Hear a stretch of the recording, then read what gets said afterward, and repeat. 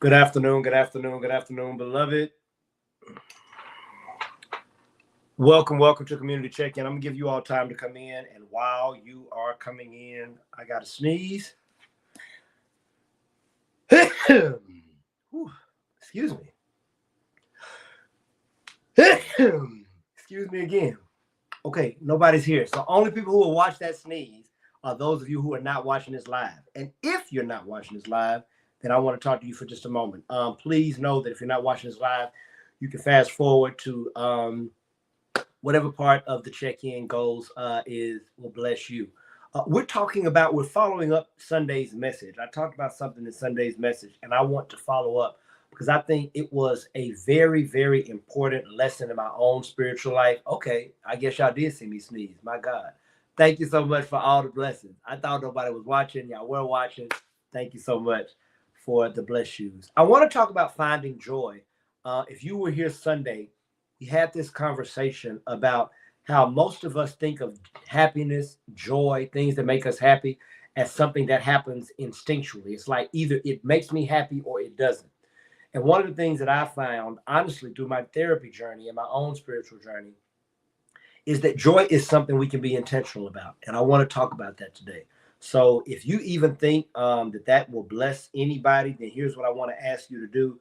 Go ahead and take a moment and share and like and share this live. In fact, as you all are considering liking and sharing, I'm about to like and share. I don't want to leave where I don't go. So let's look on to this live and let's find Fellowship of Love Church. And here I am. Let me turn my volume down. I'm going to like and I'm going to share. Talking about finding joy.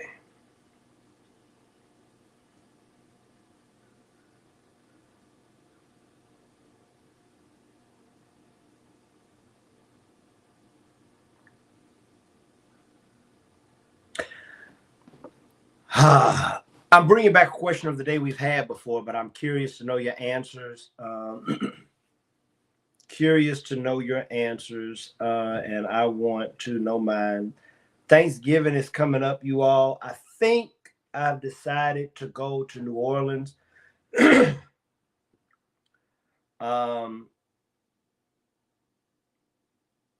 Thanksgiving. I think I want to go to New Orleans. I think I want to spend Friday doing the Bayou Classic. I'm taking Bryce. I'm trying to give him some of that HBCU Classic and New Orleans love all in one. There are a couple of parades that happen Thanksgiving Day. There may be a parade or two on Friday. We're going to see. You know what I need to do, y'all? I need to check and see if I have time to. I think I want to try to run a 5K. I think I just made it up in my mind that for Thanksgiving morning, I want to run 5K. How much time I got? Today is Tuesday. That's next Thursday. Okay, so I need to start running. If I run like 2 or 3 times this week, now I'm not gonna break on any records, but I do need to get back and running. Plus, I'm trying to lose weight. That'll be a good way. I think when I get off check-in. If you love me and you have, if you either follow me on Facebook or you have my number, if you love me, check in on me today and make sure that I check with my sister about the Thanksgiving 5K in New Orleans. That's what I might do. I might get up and run a 5K. I just decided just then. There we go. All right. I've asked you to take a moment to like and share. I've said welcome to Community Check-In. Let's go into these comments and let's see our hellos. Katrina Miller, thank you. You came in just telling me to bless me, and I appreciate it. I don't know if you're still here, but thank you so much. Dee Dee Holmes Wigfall, bless. Oh, you said bless you. Thank you so much. Makia from Griffin, Georgia, thank you. Ebony Dixon Collins, good afternoon. It's good to see you today. I see your prayer request. All right, and we're gonna lock in, and we got you in New Orleans. Speaking of New Orleans, that's where I'm thinking about coming. I'm almost sure that I'm coming there, Margaret. But good morning to you. Glad you could be here today, Dr. Evelyn Ellis out of Vermont. You come in town the weekend after Thanksgiving. That's when you're coming. Okay, but it's good to see you. How am I? I'm doing well today. Y'all, I don't know if y'all see it, but I'm starting to lose weight. Can you see it in my face? My face is one of the places when I start significant weight loss that you see it the most. It's also one of the places that I hate when I lose weight, because to lose weight in my stomach, I have to lose weight in my face, and it's not my favorite. But if I got to choose, I'll take a skinny stomach. I'll take a skinny face over a fat stomach. So if I have to choose, y'all just have to deal with the skinny face. I also don't know if you noticed, I haven't grown my beard in a while. I'm going to go no shave until my next kickball tournament, which is in December. So my beard is coming back. It's not my favorite, but it's a long story. But I decided to grow my beard. Good afternoon, Michelle Gordon. It's good to see you. Okay, thank you so much. Yolanda may not make it because of work. Thank you so much. This is a good question. Evelyn Ellis asked, how much have you been running? If it's not kickball, I'm not. I've not done any intentional running. But I know this about me. If I run just a little bit, I'll be able to run the 5K. Now I have to go really slow, and that's fine. It's just when I run a 5K like that, then what I do is I just make it my goal at this age to not walk. So I'll jog really slow. If Bryce runs it with me, he will destroy me. That was one of my most humbling moments. The first time I realized my son could outrun me. It's very, very humbling. Lisa Norwood, good to see you. It's glad to have you here. Lucretia, good to have you. And you said I need to start doing whatever you're doing. So I do a few things when I'm trying to lose weight. I don't go on sometimes I do, but I'm not on a specific diet. Most days I have a meal replacement smoothie. You all know I told y'all about the smoothie I get at Arden's Gardens that I've had gotten them the name after me, called the BA. Usually I'll get that as a meal replacement, and I will try to eat only 1 to 2 times. I just try to watch my food. I just try to eat well, try to eat some kind of protein, some type of vegetable. If I eat poorly on a given day, I try to eat less that day. And then my activity plus my decrease in calories usually helps me lose weight. Now, I do know this.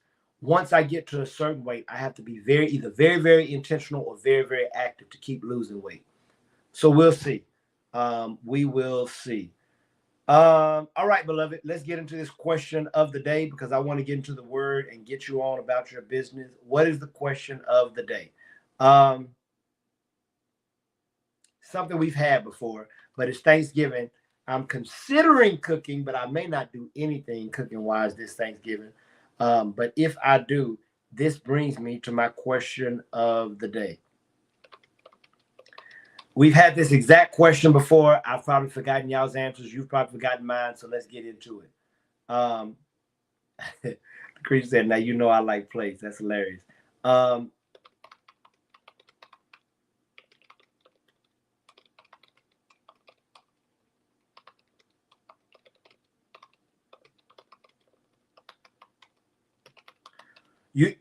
For those of you who have been here, you'll remember this. Okay. Okay, I can delete all my manifestation posts. That was not the question of the day. I'm trying to delete banners so that I can get into. I have too many banners. If you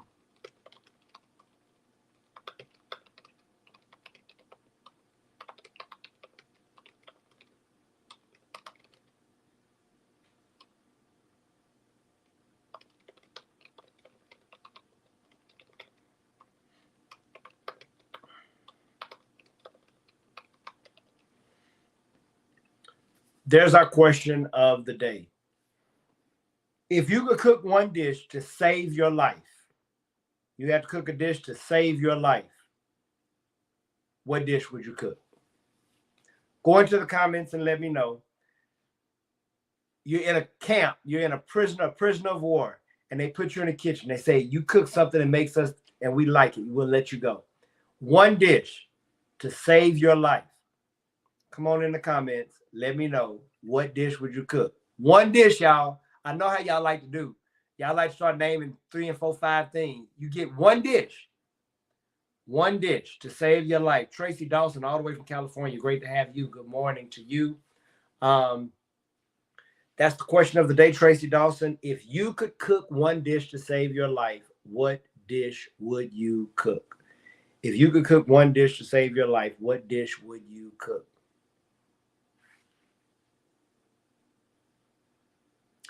That is our question of the day. Beloved, if you're coming in today, it's good to see you. Make sure you come in. Let me go ahead and delete a lot of this stuff. There we go. I can delete this.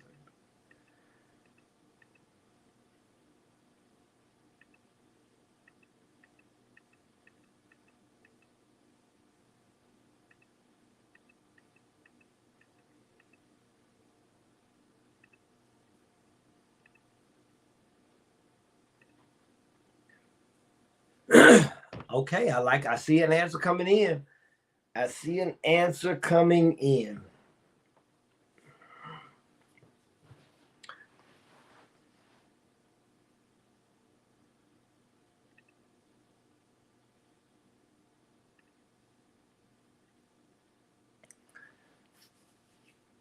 One dish. If you cook one dish to save your life,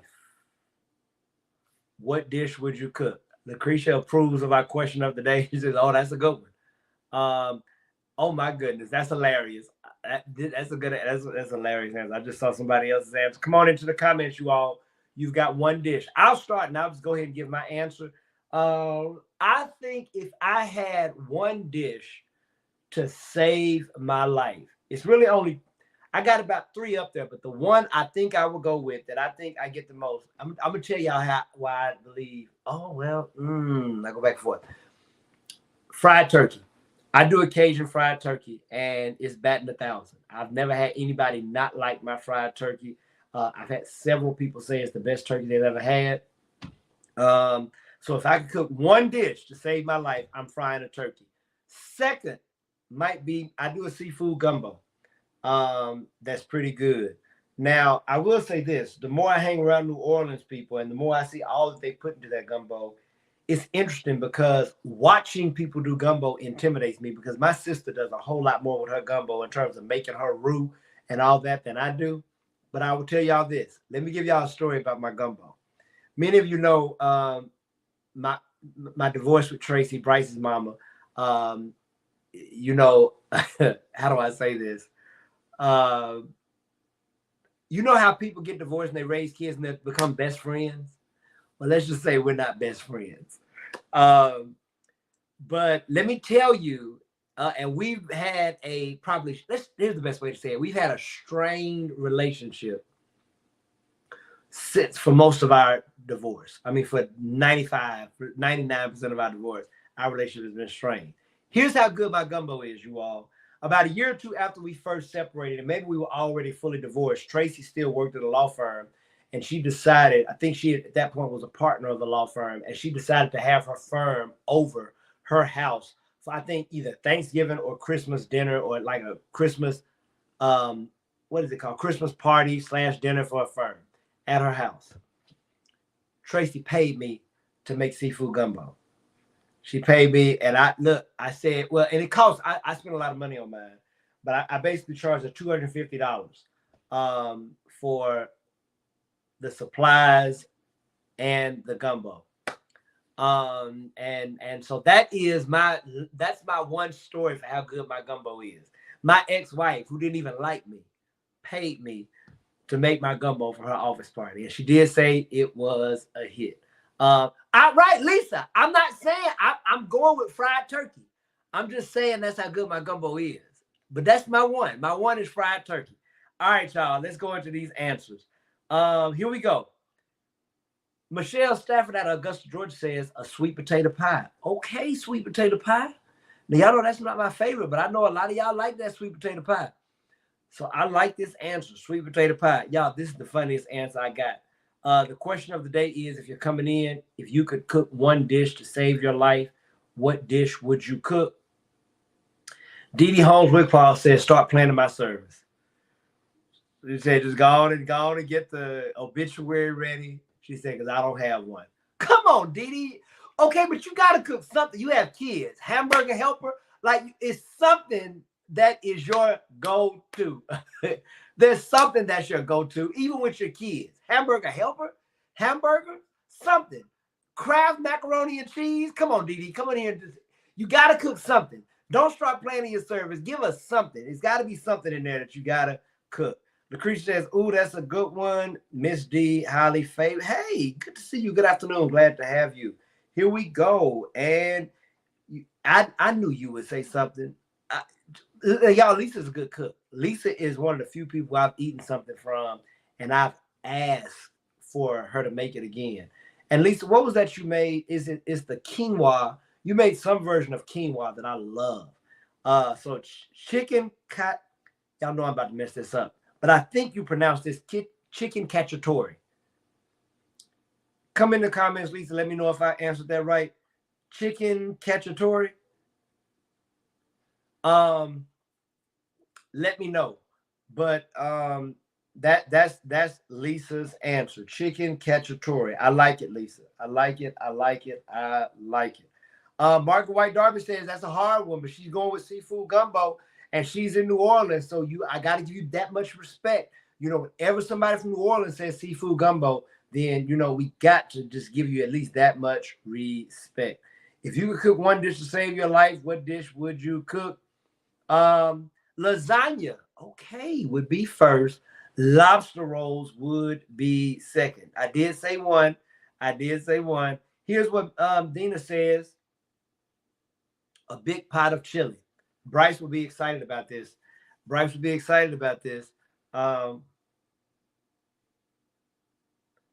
Okay, Dee came back in here. She said, I don't eat them, but the Wick Fall men love when I air fry chicken wings. Okay, come in here. Go out with a fight, Dee. Don't let them plan your service. Pull out that Ninja air fryer. That's what you make. Quinoa salad. Yes, Lisa Norwood makes a great quinoa salad, you all. And I love it. Evelyn, what did you say? Hold on, I did miss yours. Let me go back up here and look. I don't see it. Put it in the cup. Evelyn, I'm looking. I don't know if it didn't come through, but listen, I see how much have you been running, and that's all I got from you until you said Lisa. So give me your. Would you type that again? Type that again. Margaret White Darby says, life-saving dessert, go on and hit us with it. What's your life-saving dessert, Margaret White Darby? You all, if you're coming in, we're talking about this. Keep going above Lisa. Evelyn, I'm telling you, I don't have anything from you. I'm scrolling my comments. I don't know how. Only thing I can tell you is StreamYard did not catch your comment. That's the best thing I can tell you, because I'm looking and I do not have a comment from you. I have Lucretia's lasagna would be first. I have chicken cacciatore. I have Dina saying good afternoon, family and friends. These are all my YouTube's comments. So it must have. Oh, see that? Lucretia's on YouTube and she says she didn't see your answer either. So if you could, would you retype it? That's hilarious. Dee says, Mocha Latte, are you accepting orders? Come on, Margaret White Darby, tell us your life-saving dessert, and we're going to go into the word for the day.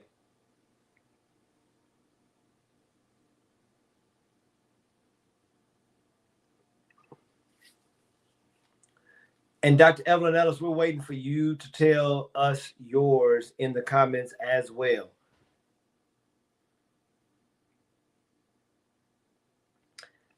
I remember this answer, Margaret White Darby, because I didn't know what it was. I still don't. But tiramisu. Yes. I remember because I don't know what this is. And you all gave me a lesson on what tiramisu is. Isn't it like something mixed with coffee or something, espresso or something like that? I do remember this answer. Now, I'm coming to New Orleans for Thanksgiving. So if you want to introduce me to tiramisu, all I'm just telling you is if you made it and I'm in town, I'd be happy to try it. That's all I'm saying. I'm not telling you what to do, but what I am telling you is I will be in town. I'll be in town for Thanksgiving, and I've never had tiramisu, and I'd be happy to try it. Tracy Dawson says, if she had one dish, this is the question of the day. If you could cook one dish to save your life, what dish would you cook? Tracy Dawson says, I would cook whipped carrots. You wouldn't know they were carrots. Okay. Okay. I like it. I like it. I like it. Yes, I'm aware. It's an Italian dessert. I hear that. I Y'all could have said it's a Czechoslovakian dessert. I still don't know what it is, but I know y'all told me, and I know y'all told me. Didn't they have espresso or coffee in it or something like that?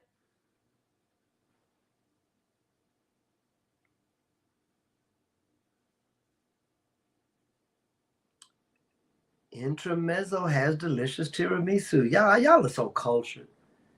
Y'all are so cultured. I love it. Evelyn, if you're still here, I'm waiting to see your comment. I don't know if somehow StreamYard is boycotting your comment, but I want to know what it is. I want to know what it is. All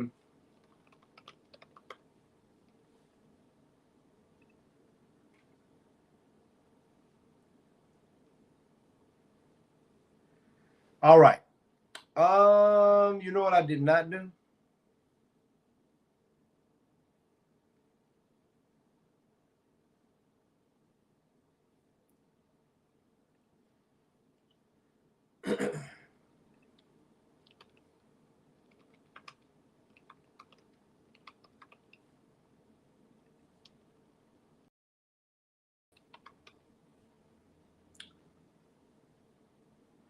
All right. Let's get into this word. Let's get into this word.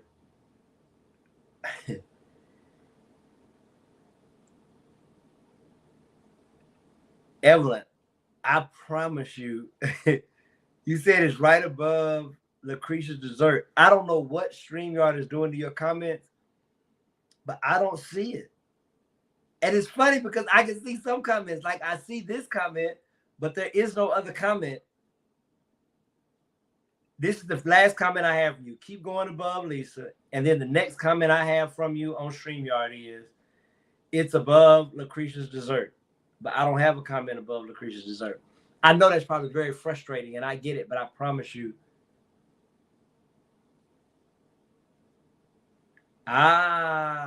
Okay, there we go. Salmon. I like it. Maybe the name of the dish, salmon.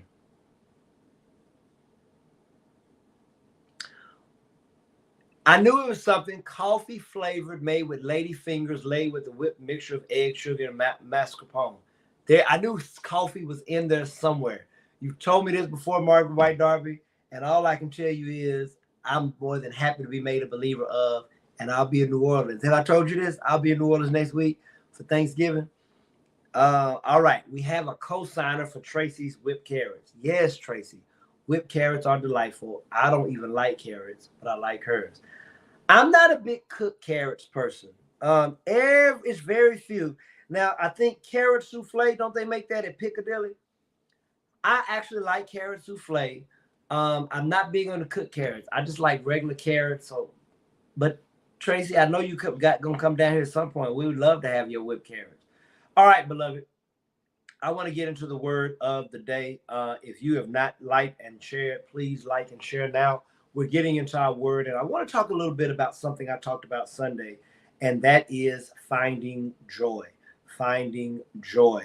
On this past Sunday, um, we talked about gratitude. We talked about gratitude, and one of the things that we talked about was the psalmist in Psalm 9 talks about being grateful. And in talking about being grateful or giving thanks to the Lord, one of the things that the psalmist does is he or she irons out the how I will be grateful.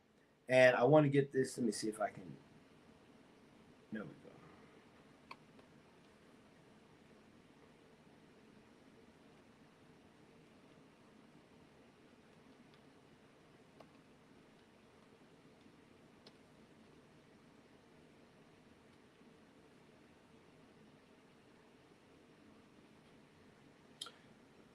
So what the psalmist says is, I will give thanks to the Lord with my whole heart. I will tell of all your wonderful deeds. I will be glad and exult in you. I am captivated by this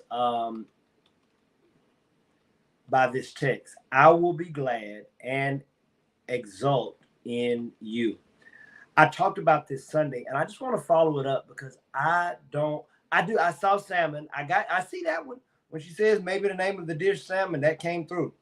But I want to talk about I want to follow up something I talked about. It was the bulk of my sermon Sunday, and it's so important to me for us to hear this, that I want to come back and I want to just spend a little time today talking about what it means to find joy. I believe that one of the reasons we miss out on so much joy is because we can become closed-minded on what can potentially bring us joy. This psalmist in the ninth Psalm, verse 2a says, I will be glad and exult in you.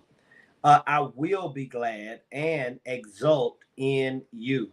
Now, if any of you don't know what exult means, I did not. I had to look it up. It just means to be extremely joyful, to leap for joy. So in other words, I will be glad and I will be extremely joyful in you. What struck me about this text is this psalmist is suggesting a level of intentionality about what brings him joy.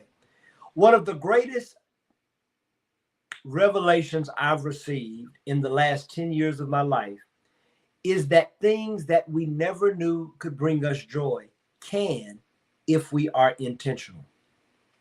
One of the ways that I began to reveal that is I was transparent about when I first became a father and Tracy and I first separated. And like so many fathers do who are co-parenting, I was tempted, like many fathers, to try to work my parenting around my life, not work my life around my parenting.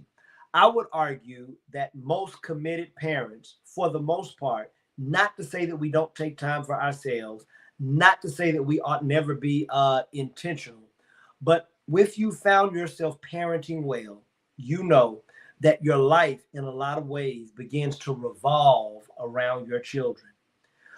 When a lot of times fathers are not in the house and co-parent, because they don't see their child all the time, they are used to prioritizing themselves, their life, and their lifestyle over their children. And listen, confession is good for the soul, but bad for the reputation. If Tracy had been a different co-parent, I may have fallen into that trap. I may have fallen into the trap of always trying to do what I wanted to do and finding a babysitter for Bryce. But I told you and I confessed on Sunday that one of the things that Tracy would do is if she felt like during my time I was not personally keeping Bryce, she would threaten to take my time.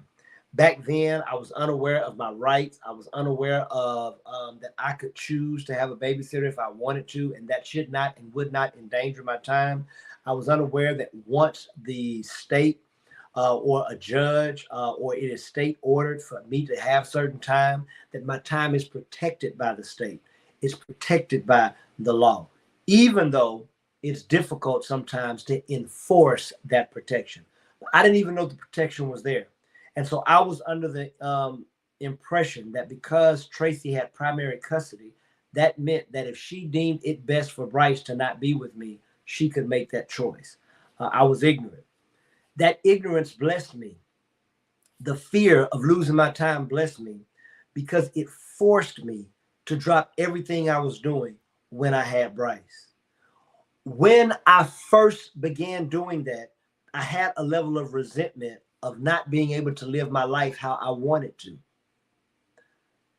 but having to be bound and prohibited by my child. But here's what began to happen.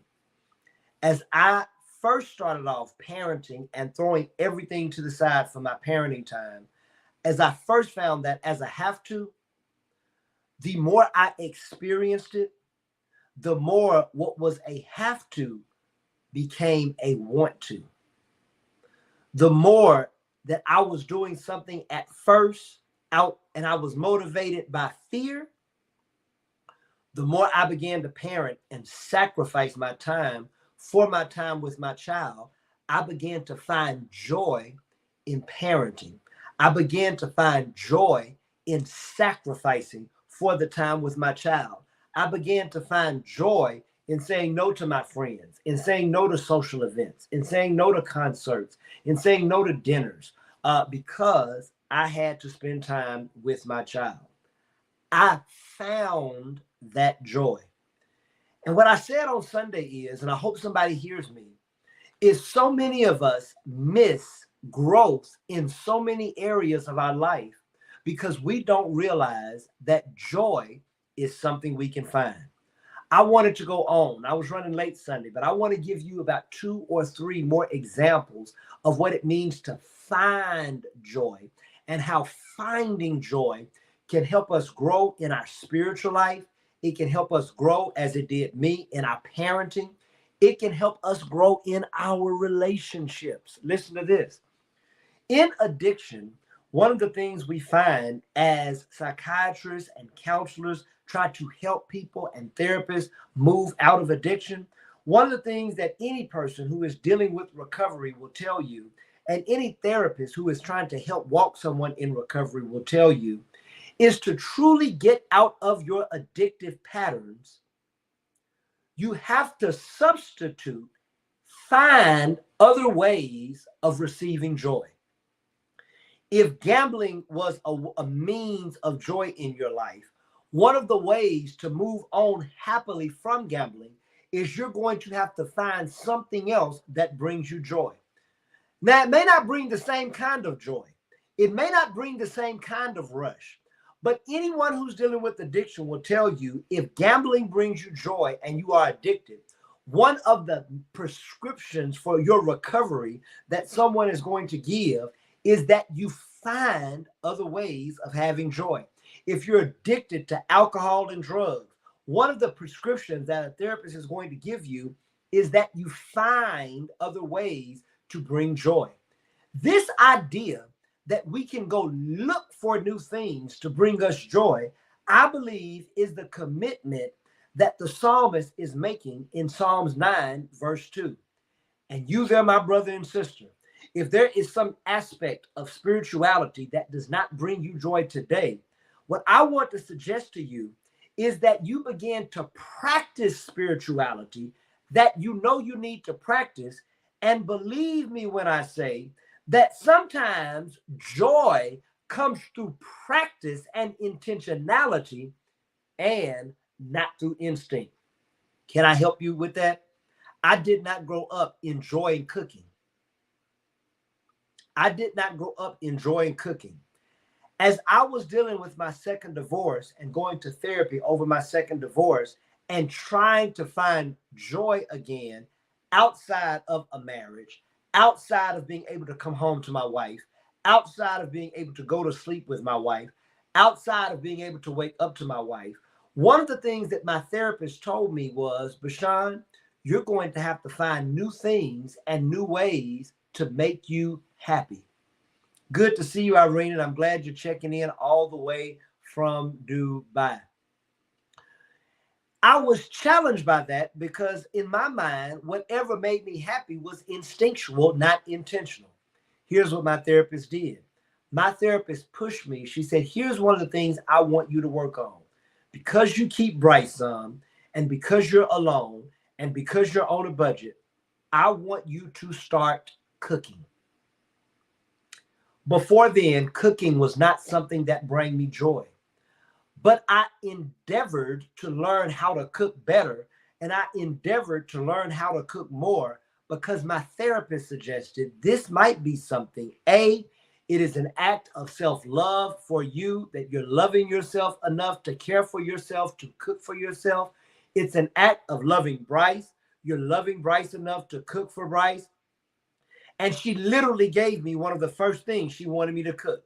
She said, okay, do you like steaks? I said, yes, I like steaks. She said, I want you to try and learn how to sous vide a steak. She said, Bashan, go, I want you to look up sous vide. I began to Google it. She gave me how to spell it, and I began to look up what sous vide meant. I bought me a sous vide machine. And for those of you who don't know what a sous vide machine is, a sous vide is a way to slow cook food at even temperatures, and you put the sous vide machine in water. The sous vide machine brings the water to a certain temperature. You bag the food in tight, airtight plastic, and you begin to cook it. I learned because of my therapist's suggestion to sous vide a steak. Then over and over again, I would embark upon getting recipes and learning how to cook. I learned how to cook Cajun pasta. I learned how to cook sous vide steak. I learned how to cook Southern fried cabbage. I learned how to cook chili. I learned how to cook black-eyed peas. One at a time, I began to look at recipes and learned how to cook. I did not find joy in cooking at first, but I intentionally went about learning how to cook to save my happiness and to save my life.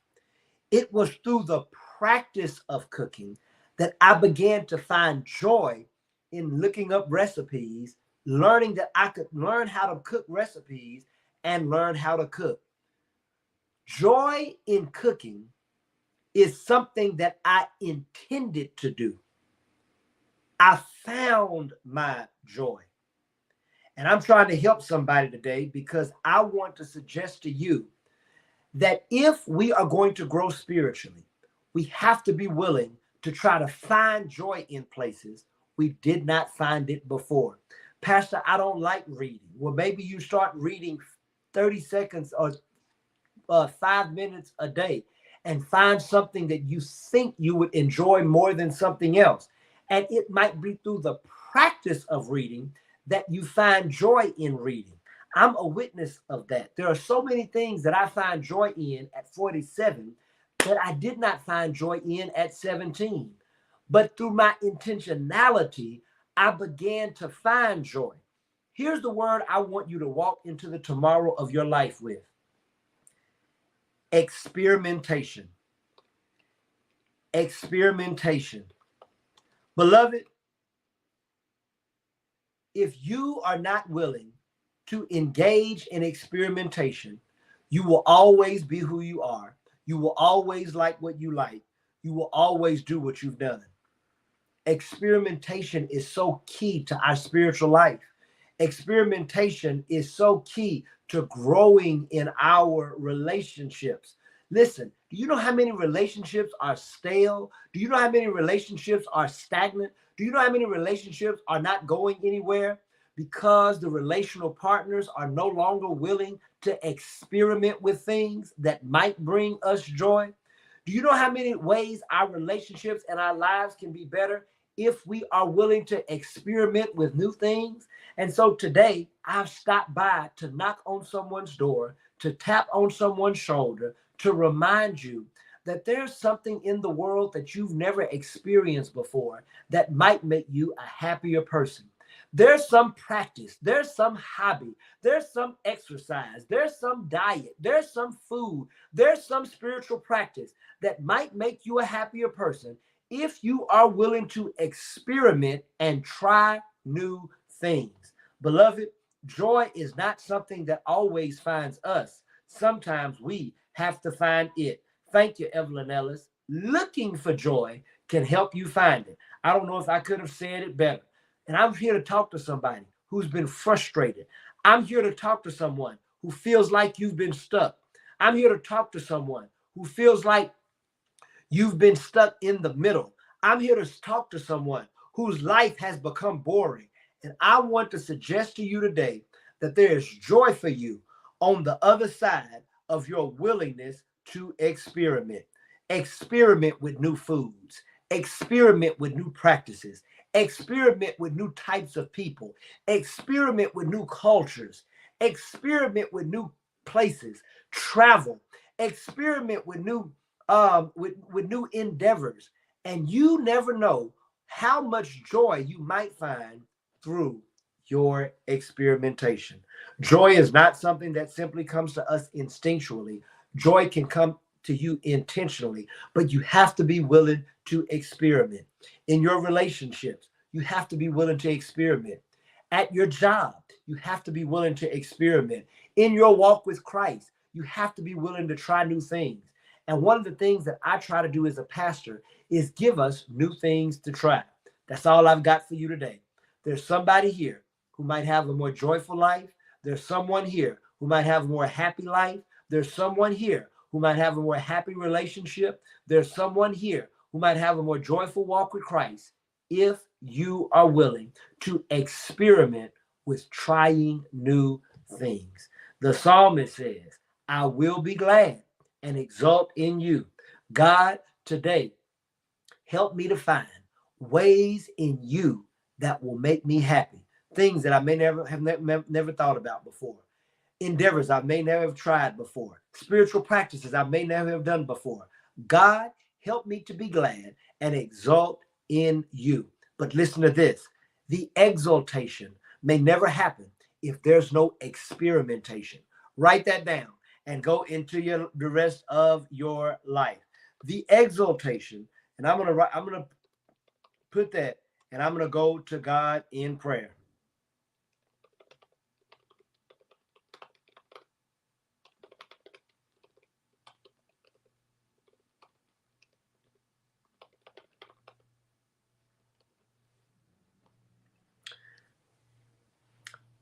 That's the word I want you to carry into the tomorrow of your life.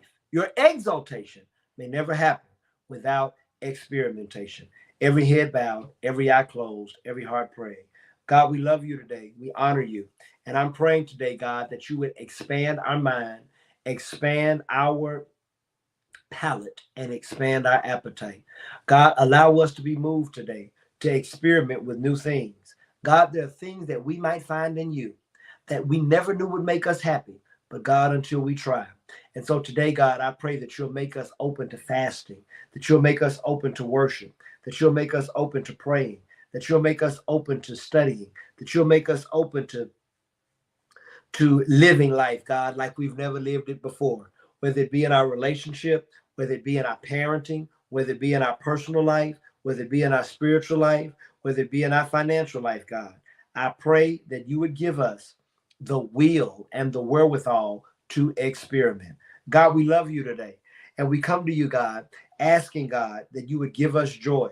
Help us to find joy and help us become partners in our own joy. Today, God, I want to pray. I want to pray, God, for Ebony Dixon. I pray, God, that you would help and you would bless her presentation. I pray, God, for every person in this line today. I pray for their life. I pray for their future. I pray over their blessings. I pray for their dreams. I pray over their aspirations. I pray over their expectations. God, I'm praying that you would make us expect more from life and expect more out of ourselves. Today, my prayer is that someone would expect more in their walk, expect more in their journey, expect more in their relationships, expect more in their homes, expect more from their career, expect more in their job. God, raise us to new levels of believing. Raise us to new level of expectation. Raise us to new levels of aspiration. Raise us to new levels of ambition. God, today I pray that mediocre will no longer do. I pray that for someone who's listening right now, average will no longer do. I pray for someone who's walking with me right now, the status quo will no longer do. God, I'm praying for someone, God, who's sick and tired and sick of being sick and tired. I'm praying for someone who's stuck. I'm praying for someone who's tired. I'm praying for someone who's bored. I'm praying for someone who's burdened. And I'm praying that you would raise their level of expectation. And in raising their level of expectation, I pray that you will raise their level of experimentation. And in raising our level of experimentation, God, raise our level of exaltation. There is happiness for us to have. There are laughs for us to experience. There is joy for us to endure. And so, God, I pray that you would open the floodgates of heaven and rain on us today, God. Not only on us, God, but the people who have on our hearts. Heather Manley and James Walker, Tracy Blackwell and Patricia Perry, Patty Perry and Ruthie Prophet, Julie Huang and Joy Treadwell, Haley Butcher and Keandria Timmons, Miko Graham and Tanisha Davis, Quanda White and Olivia Thompson. God, I'm praying for each and every one of them. Michelle Gordon, Brian Gordon, Michael Meadows, Kelly Meadows, Lakia Jones, Peyton, Noah, Nash, Paris, Retrende Manyweather and family, Denise McNeil and family, Sharice Davis and family, Brian Risper, Cynthia, Javante and Arthur Risper, Archie and Audrey Davis, Chris and Robert Frazier, Erica and Anaya Fielden, Gloria Robinson, Allison Holmes, Felicia Holmes, Dee Dee Holmes Wickfall and family, and Raiden Matthews. For every name we've called today, God, I pray that you would unleash angels. For every ear that's listening to me right now, I pray that you would give them their own personal angel to walk with them and to talk with them, to shield them from the darts of their enemies, to be a fence around them of protection. God, give us our own personal angels to block for us when we need a doorway open, to open up doors, God, and to clear paths. Give us our own personal angel to tackle obstacles that we can't handle, to go over haters that mean bad for us, to help us move over the mountains. Give us our own personal angel, God, to make us through and to wade through the valleys of manipulation, God. I pray that you would give us our own personal angel to give us triumph and to give us victory. This is our prayer. We pray it in the loving, liberating, and life-giving name of Jesus. Amen. And thank God. Hi, beloved. Thank you so much for joining us today in our check-in. I pray that God would bless you as you go into your week, and I pray that God would fill you with a new sense of a desire to experiment so that you can exult. Because sometimes exaltation may never happen without experimentation. There's something new you need to try. There's some place new you need to go. There may be one new, you need to try. Wherever it is, I pray that God would move you to a new level of experimentation so that you might be moved to a new level of joy. Michelle Gordon, I am touching and agreeing with you. Evelyn Ellis, I'm touching and agreeing with you. Dee Dee Holmes Wickfall, I'm touching and agreeing with you. Each and every one of you, may God bless you. May God keep you. And please remember to live in love. Y'all have a great day.